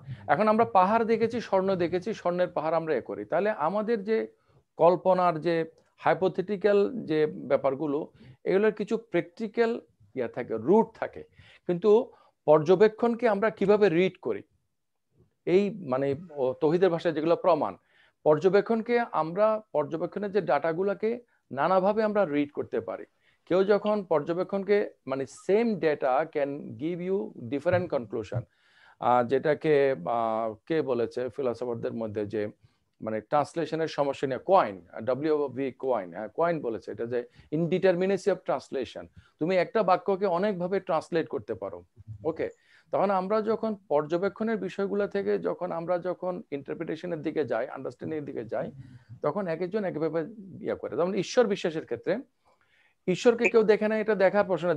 ঈশ্বরকে দেখা গেলে তাহলে সেটার ঈশ্বর হওয়াটাই বাতিল হয়ে যাবে, কারণ এটা যেহেতু বিয়ন্ড এন্টিটি। বিয়ন্ড এন্টিটি যখন মানে সামনে চলে আসবে, তখন আমরা কোন ধর্মে, হিন্দু ধর্মে বিশ্বাস করে এটা হচ্ছে যে রিইনকার্নেশন, হ্যাঁ, মানে সরি, ইনকার্নেশন মানে তিনি একটা মানে রূপ ধরে এসছেন। কিন্তু আমরা ইসলাম ধর্মে মনে করি যে তিনি অলওয়েজ বিয়ন্ডে। তাহলে এই বিয়ন্ডে যে আছে তার ব্যাপারে আমরা কল্পনা করি, যেমন জগৎ কিভাবে তৈরি হলো, আমি কিভাবে তৈরি হইলাম, এগুলো এভাবে কি হলো, অন্য কিভাবে, যেটা হলো না নাইমের সাথে যে কথাগুলা, এগুলোর ব্যাপারে সবাই ভাবে, ফিলোসফি পড়ুক বা না পড়ুক, এই ভাবতে গিয়ে তখন সে এক একটা মেটা থিওরিতে বিশ্বাস করে। যাদেরকে আমরা নাস্তিক বলি, তারা প্রকৃতি নামক একটা মেটা থিওরিতে বিশ্বাস করে, এবং তারা মনে করে যে এটা যুক্তিসঙ্গত, কারণ পর্যবেক্ষণ এটার সাথে মিলে। আর যারা ঈশ্বরে বিশ্বাস করে, তারা ঈশ্বর নামক একটা মেটা থিওরিতে বিশ্বাস করে, যে মেটা থিওরিটা তারা বিশ্বাস করে যে পর্যবেক্ষণের সাথে সেটা মিলে, যে গড না থাকলে আমরা কোত্থেকে হইলাম, কোনো কিছু হইতে হয় ইত্যাদি, যে সরলভাবে যুক্তিগুলো বলা হয়। কিন্তু ফিলোসফির দৃষ্টিতে এগুলার কোনোটাই কনক্লুসিভ না, কোনোটাই বাতিলও না। It is the human being, it is the intentionality, it is the choice of the person, যে মেকআপ করে যে সে কোন পক্ষটা নেবে। জি স্যার, এখানে আমি একটু লাস্ট কথা বলি, আমার কথা এখানে শেষ করি। বিষয় হচ্ছে মানে কখনো যদি আমরা পর্যবেক্ষণ আমরা না করতে পারি কোনো দাবির পক্ষে, তখন আমরা একটা অবস্থান নেই, আমাদের কাছে যৌক্তিক সঙ্গত যেটা মনে হয়। এই মনে হওয়ার পেছনে আবার আমাদের স্বার্থ কিন্তু সূক্ষ্মভাবে কাজ করে, তাই না? যে জিনিসটার প্রমাণ নাই, যে জিনিসটা প্রমাণ নাই বলতে আপনার কথা অনুসারে পর্যবেক্ষণ করা সম্ভব না, সেই জিনিস সম্পর্কে আমরা যেই পক্ষ নেই, সেই পক্ষে মানে ওই পক্ষটাই নেই যেই পক্ষে আমার স্বার্থটা সবচেয়ে বেশি হাসিল হয়, তাই না? কোনো মানুষ ভালো অথবা খারাপ, ভালো এবং খারাপের ফর্ম কোনোদিন প্রমাণ করা যাবে না, তাই না? যে কোনো মানুষ, হ্যাঁ, আওয়ামী লীগ বিএনপি যাই হোক, এখন আমি যদি ভালো বলি, আমি তাকে ভালো বলতেছি, তার মানে খারাপ বললে আমার যে স্বার্থটুকু হাসিল হইতো, ভালো বলার পেছনে আমার তার চেয়ে বেশি স্বার্থ হাসিল হচ্ছে। এইটা হচ্ছে পৃথিবীর সকল মানুষের জন্য প্রযোজ্য। আমি এগ্রি করি তোমার সাথে, আমি তোমার সাথে এগ্রি করি। হ্যাঁ, তো আমি তোমার এই সাথে হচ্ছে একটা এগ্রি করি, সীমাবদ্ধতা। কিন্তু তোমার এই কথাটা বলার পয়েন্টটা কি মানে এখানে? পয়েন্টটা হচ্ছে কি, আমরা আমাদের আপনি যে বললেন যে আমাদের দুর্বলতাগুলো আমরা যেগুলো পর্যবেক্ষণ করি সেখানে দুর্বলতা আছে, সেখানে আমরা বিভিন্ন সময় সীমাবদ্ধতা আছে। কিন্তু এই সীমাবদ্ধতাগুলো আমরা সাপেক্ষেও কিন্তু আমরা পৃথিবীতে চলি, বসবাস করি সিওরিটি দিয়ে। আমরা কিন্তু দোদুল্যমান অবস্থা, ফিলোসফির দৃষ্টিতে সবগুলো সঠিক, সবকিছুই গ্রহণযোগ্য, এগুলো দিয়ে কিন্তু পৃথিবী চলে না। এগুলো দিয়ে কিন্তু আমাদের লাইফও চলে না, জি জি। তাই না? কিন্তু আমরা কিন্তু তুমি একটা আমাদের জিনিস লাইফ মিস চালাই করছো আমাদের তাওহীদ। একটা নিশ্চিত। তাওহীদ, হ্যালো, বলুন। তুমি একটা জিনিস মিস করছো, মানে অনেকগুলো পয়েন্ট তুমি মিস করে ফেলতেছো। সেটা হচ্ছে যে আমরা বলেছি যে, আমি একটু আগে বলেছি যে আমরা যখন নলেজ ফর্ম করি, নলেজটা আমরা টোটাল হিসেবে নেই, রিয়েল। আমি যখন দেখি তখন এক পাশ থেকে দেখি, আমি যখন যে কোনো কিছু দেখি এক পাশ থেকে দেখি, কিন্তু যখন আমরা কোনো কিছুকে আইডেন্টিফাই করি তখন সেটাকে টোটাল জিনিসটাকে করি। ফিলোসফি অনেকগুলো অপশন দেয়, কিন্তু as human being, as person, as a philosopher, I have to take a position, এবং whatever position I take, এটার মধ্যে আমার ইন্টেনশনালিটি, আমার সাবজেক্টিভিটি একটা বিশাল রোল প্লে করে, এবং সেটাকে আমি ফর শিওর ধরে নিই। ইট ইজ ট্রু, আমি ধরে নেই, but actually it is true for me. আমি বিশ্বাস করি this is true for me as well as it is true for অলস। যেমন 2+2 = 4, এটা আমি মনে করি যে true for all as well as এটা ট্রু ফর মি। কিন্তু কোন একটা জিনিস যদি ট্রু ফর অল হয়, আমি যদি সেটার সাথে কোনোভাবে কানেক্ট হতে না পারি, সেটা আমার জন্য নলেজ হবে না। আবার কোন একটা জিনিস যদি আমি যদি মনে করি যে আমার জন্য ট্রু, অন্যরা যদি সেটা যাচাই করতে না পারে, অন্যরা যদি অ্যাক্সেস না পায়, অন্যদের অভিজ্ঞতা যদি সেরকম না হয়, সেটাও কিন্তু জ্ঞান হয়ে উঠবে না। এগুলো জ্ঞান তত্ত্বের একেবারে প্রাথমিক কথা। স্যার, সমস্যা হচ্ছে কি যে সকলের দৃষ্টিভঙ্গি বলে যে একটা ব্যাপার আছে না, বা আসলেই ব্যাপারটা কি আমরা বলি না, আসলেই ব্যাপারটা কেমন, এটা কি আসলেই এমন, আসলেইও কিন্তু শব্দটা দ্বারাও কিন্তু আমরা একটা পক্ষ বোঝাই, তাই না? এক্স্যাক্টলি। আমরা তো ব্রডলি বলতে গেলে আমরা মানুষ পক্ষ, আমরা হলো যে মানে অ্যানথ্রোপোসেন্ট্রিক। আমি কি মানুষ হয়ে কি আমি কি মানে মানুষের অতিবর্তী কিছু হতে পারবো? Definitely not. সেজন্য আমি যখন ঈশ্বর সম্বন্ধে কল্পনা করি, সেটা আমার মতো করেই কল্পনা করি, কিন্তু একজন ঈশ্বর বিশ্বাসী হিসেবে আমি মনে করি যে আমার এই কল্পনাটা হচ্ছে একটা বাস্তবসম্মত কল্পনা। যেভাবে গর্ভস্থ অনাগত শিশু সম্বন্ধে মা একটা কল্পনা করে, কিন্তু সে জানে না যে এক্স্যাক্টলি ব্যাপারটা কি, কিন্তু সে এটা বুঝতে পারে যে সামথিং ইজ দেয়ার, এটা এরকম হতে পারে। আশা করি নাই স্যার, খুবই লেম, হাস্যকর। তো ঠিক আছে, তাহলে আমরা বোধহয় মানে শেষ করতে পারি। নাইমা? জি স্যার, এতক্ষণ ধরে শুনছিলাম কথা। হ্যাঁ। তো would you like to say anything in conclusion, Naima? না স্যার, আমার কিছু বলার নেই। আচ্ছা। তো ফজলে রাব্বি কানন? কি আর বলার স্যার, ইয়া তো ছিল আমাদের যে যুক্তিতেই সবকিছু প্রুফ করা যায় কিনা। আসলে কথাগুলো অন্যদিক দিয়ে একটু বেশি আলোচনা হয়ে যাওয়াতে কনসেন্ট্রেশনটা আমার চলে যাচ্ছিল। আচ্ছা, তাহলে অন্য এক সময়ে আমরা আবার বসবো, এবং সেক্ষেত্রে প্রেফারেবলি ধরো আমরা এক্সক্লুসিভলি বসতে পারি। হ্যাঁ, কিন্তু আলোচনাটা যতই আমরা এক্সক্লুসিভলি করি না কেন, আমি আজকের আলোচনাটা রেকর্ড করেছি, এবং ভবিষ্যতে যদি আমরা কোনো আলোচনা করি, তোমাদের জন্য কোনো আপত্তি না থাকে, সেটা আমরা আমাদের চ্যানেলে আপলোড করব, যাতে করে লোকেরা সব এগুলো দেখতে পায়, জানতে পায়। তবে আমি স্টিল বিশ্বাস করি যে যুক্তির বাইরে কোনো কিছু নাই। আমরা যখন গডের কোনো কথাটাকে মেনে নেই, গডকে তখন আমরা অথরিটি হিসেবে প্রথমে আমরা গ্রহণ করেছি। তুমি যখন কোন একটা সোর্সকে যখন অথরিটি হিসেবে গ্রহণ করবা, তখন ওই সোর্স তোমাকে যাই দিবে তুমি সেটাকে সঠিক হিসেবে গ্রহণ করবা। কথার কথা, যারা অভিজ্ঞতাবাদী তারা মনে করে যে experience is the source of valid knowledge, এইটা সে মনে করে, অথচ সে কিন্তু সকল অভিজ্ঞতা অর্জন করে নাই। সেই হিসেবে কিন্তু অভিজ্ঞতাবাদটাও একটা ডগমেটিজম। বা যারা বুদ্ধিবাদী তারা মনে করে যে কিছু জ্ঞান অর্জন করার পরে সে এটাকে জেনারেলাইজ করে মনে করে যে বুদ্ধিটাই হচ্ছে জ্ঞানের একমাত্র বা অধিকতর বৈধ উৎস। তখন বুদ্ধি থেকে যা কিছু আছে সেটাকে সে গ্রহণ করে। কেউ যদি কোন একটা বিষয়ে মনে করে যে ওইটা হচ্ছে অথরিটি, ইউনিভার্সিটির ব্যাপারে ইউনিভার্সিটি হচ্ছে অথরিটি, তাহলে আমরা যদি আমরা যদি গডকে, যদি গড বা কোনো একটা কিছুকে যখন আমি অথরিটি হিসেবে গ্রহণ করব, তখন সেই অথরিটি যদি আমাকে কোনো কিছু বলে, সেইটা মেনে নেওয়াটা হচ্ছে আমার জন্য যুক্তির দাবি। তাহলে গড আমাকে বলেছে এভাবে অজু করো, তাহলে সেটা আমি করি, সেটা আমার জন্য যুক্তিসঙ্গত। গড বলেছে পানি না পেলে তুমি তায়াম্মুম করো, তাতে বরঞ্চ আরো কিছু ময়লা হয়ে যায়। হ্যাঁ, কিন্তু আমাকে একটা অথরিটি যেটা বলে, অথরিটিশিপ আমি মানবো কিনা সেটা ভিন্ন প্রশ্ন।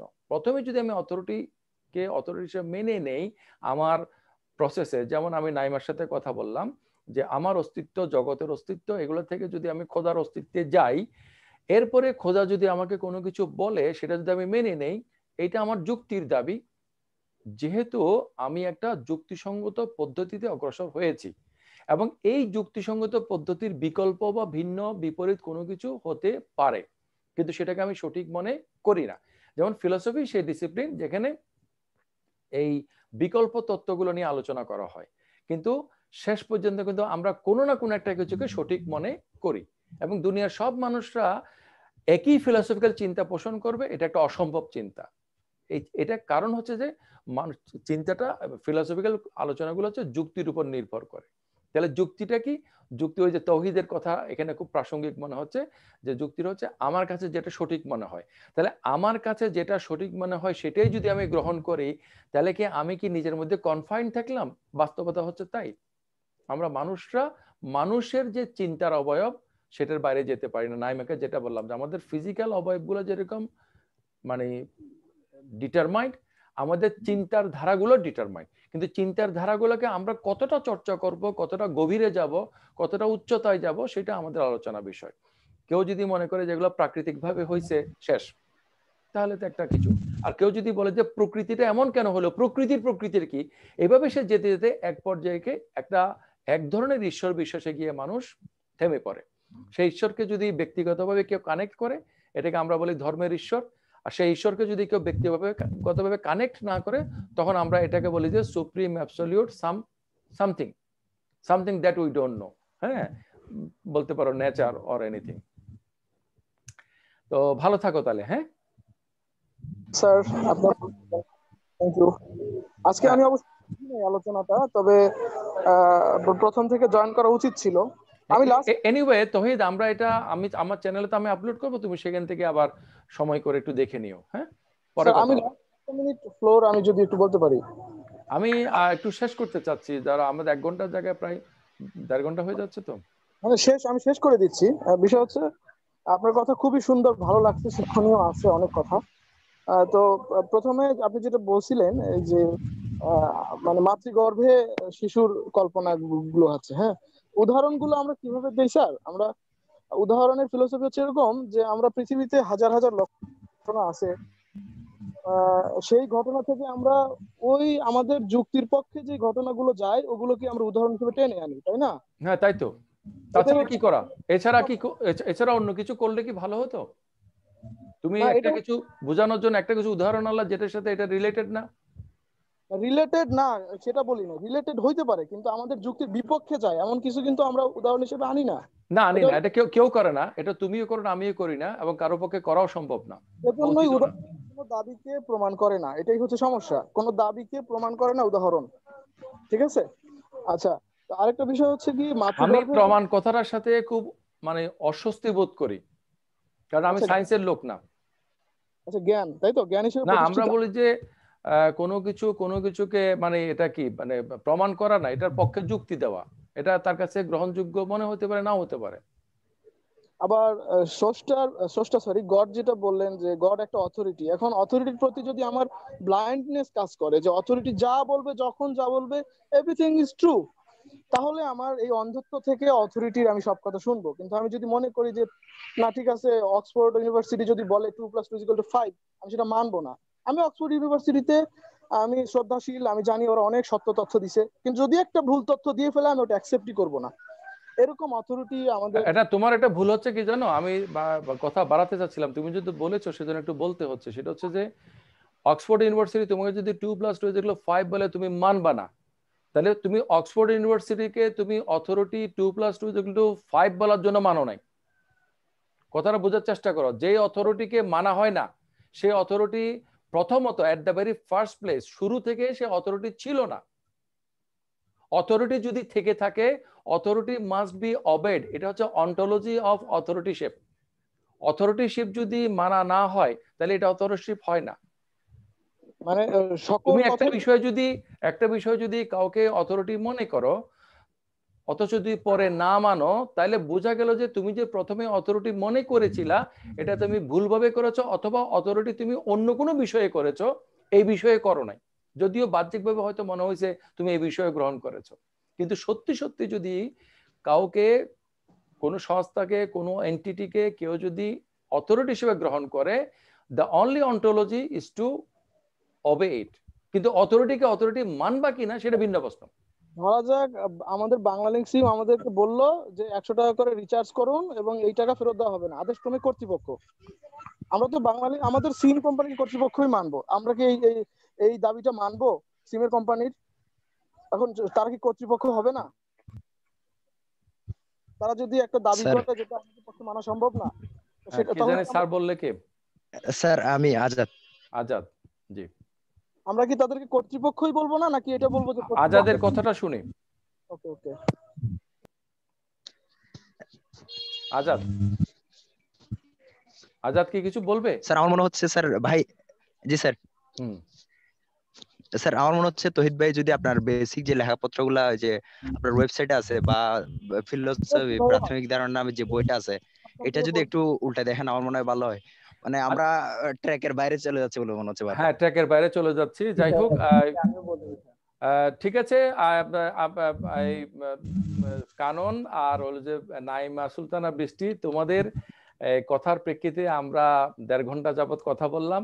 তাতে করে আমাদের সকল প্রশ্নের উত্তর হয় নাই, এবং কোনো আলোচনা আমরা এইভাবে করি না যে একটা আলোচনা থেকে আমাদের সকল প্রশ্নের উত্তর হবে। তবে আমাদের কিছু ক্লারিফিকেশন ঘটে। এই ক্লারিফিকেশনের কারণে আমাদের প্রিভিয়াস পজিশন চেঞ্জ হতে পারে, অথবা সেটা আরো শক্তিশালী হতে পারে।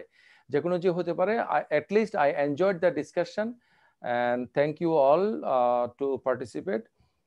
See you next time on some different topic. Assalamu alaikum. ওয়ালাইকুম আসসালাম।